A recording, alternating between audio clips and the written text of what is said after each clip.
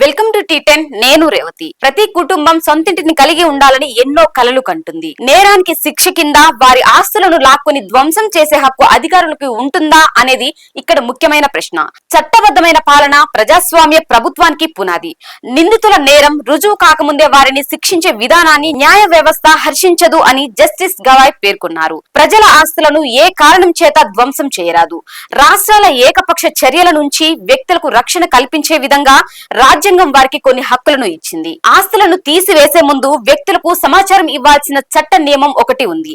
రాష్ట్రాలు కానీ దాని ఎగ్జిక్యూటివ్ వ్యవస్థలు కానీ మితిమీరిన చర్యలు తీసుకోవడానికి వీల్లేదు. నిరంకుశత్వంతో నిందితులు దోషుల హక్కులను రాష్ట్రాలు ఉల్లంఘించరాదు. ఏ అధికారి అయినా ఇలాంటి అధికార దుర్వినియోగానికి పాల్పడితే వారికి జరిమానా విధించాల్సి ఉంటుంది. హక్కుల విషయంలో దుర్మార్గంగా ప్రవర్తించిన వారిని న్యాయస్థానం విడిచిపెట్టదు అని ధర్మాసనం స్పష్టం చేసింది. కూల్చివేత ఉత్తర్వులు ఆమోదించిన తర్వాత కూడా అవసరమైతే వాటిని సవాలు చేయడానికి బాధిత పక్షానికి సమయం ఇవ్వాలి. రాత్రిపూట ఇండ్లు ఖాళీ చేయించి మహిళలు పిల్లలను రోడ్లపై నిలబెట్టడం సరైన చర్య కాదు.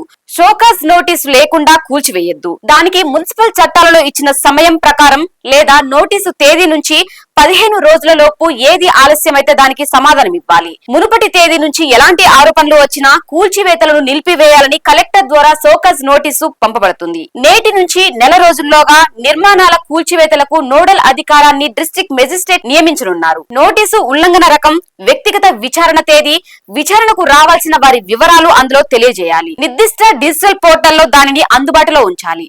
అథారిటీ వ్యక్తిగా విచారణను నిర్వహిస్తోంది. అది రికార్డు చేయబడుతుంది. ఆ తర్వాత తుది ఉత్తర్వు జారీ చేయబడుతుంది. ఇది చట్ట విరుద్ధమైన నిర్మాణం చర్చించదగినదేనా అని సమాధానం ఇవ్వాలి. కూల్చివేత ఉద్దేశం ఏమిటో చెప్పాలి. కూల్చివేతలకు వీడియో తీసి నివేదికను డిజిటల్ పోర్టల్లో ఉంచాలి. కూల్చివేతల నిబంధనలు ఉల్లంఘించిన అధికారులే బాధ్యత.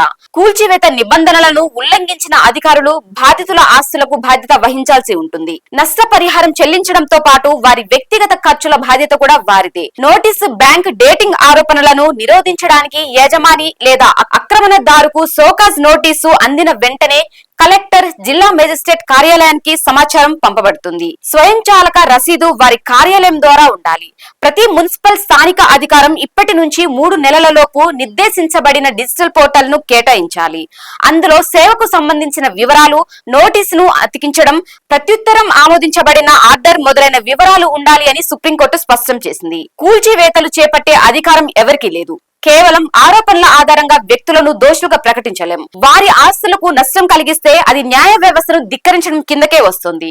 అధికారులు న్యాయమూర్తులుగా మారి నిందితుల ఆస్తులను కూల్చివేసే నిర్ణయాన్ని తీసుకోకూడదు. ప్రతి వ్యక్తికి ఇంటి ద్వారా ఆశ్రయం పొందే హక్కు ఉంది. దానిని తొలగిస్తే ఆర్టికల్ 19 ప్రకారం ప్రాథమిక హక్కును ఉల్లంఘించిన నేరం కిందకు వస్తుంది అని ధర్మాసనం నొక్కి చెప్పింది. రాత్రిపూట మహిళలను, పిల్లలను వీధుల్లో నిలబడేలా చేయడం ఆమోదించదగినది కాదు. ముందస్తు షోకాజ్ నోటీసులు లేకుండా నోటీసులు చేసిన నాటి నుంచి 15 రోజుల్లోపు కూల్చివేతలు చేపట్టే అధికారం ఎవరికి లేదు అని స్పష్టం చేసింది. కూల్చివేత ప్రక్రియలను వీడియో తీయాలని ఆదేశించింది. ప్రభుత్వ భూమిలో అనధికారికంగా నిర్మాణాలు జరిగినా లేదా న్యాయస్థానం ద్వారా కూల్చివేతకు ఆదేశించినా తమ ఆదేశాలు వారికి వర్తించవని కోర్టు స్పష్టం చేసింది. రాజ్యాంగం, క్రిమినల్ చట్టాల ప్రకారం నిందితులు, దోషులకు కూడా కొన్ని హక్కులు ఉంటాయని, వాటిని రక్షించాల్సిన అవసరం ఉందని తెలిపింది. ఇది వాటి న్యూస్. చూస్తూనే ఉండండి టీ10.